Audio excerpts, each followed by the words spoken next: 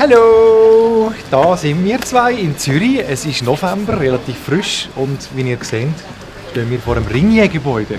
Genau, Zukunftstag ist heute und wir haben keine Ahnung, was auf uns zukommt. Die haben gesagt, wir sollten um 2:30 da sein und jetzt gehen wir schauen, was die mit uns machen. Gehen wir schauen.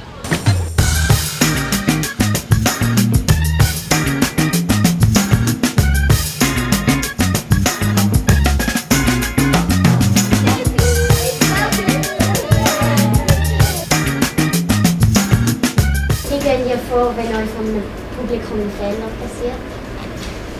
Uns passieren sehr viele Fehler und wir finden das sehr lässig. Wie entstehen eure Witze? Die entstehen, also ich glaube, zuerst braucht sie in unseren beiden Köpfen irgendeine Schraube, die locker ist. Als sie einmal auf der Bühne waren, sind sie dann umgekehrt. Ich setze glaube beide auch schon auf die Schnur gehauen, ja. Jetzt haben wir mit Rollschuhnummern, da hat es mich an der Premiere auch als Aktbein. Ja. Also sie reden recht viele verschiedene Sprachdialekte reden. Also können sie das einfach? Sind sie einfach talentiert oder? Wenn du mal in einem Bündner einfach zulässt, und Claudio Zuccolini oder irgendjemand so etwas, dann kommst du in die Dialekte. Oder dann, wenn du mal einen Wagen hörst, das heisst, wenn du den Mobil schaust, dann ist heller der Wagen im Fernsehen und schwätzt ein bisschen hinten rein, dann kommst du gar nicht. Ganz wichtig, das Wichtige ist wirklich gut anhören. Was ist jetzt anders am Basler Dialekt als am Bündner und so weiter. Die Unterschiede rausspüren.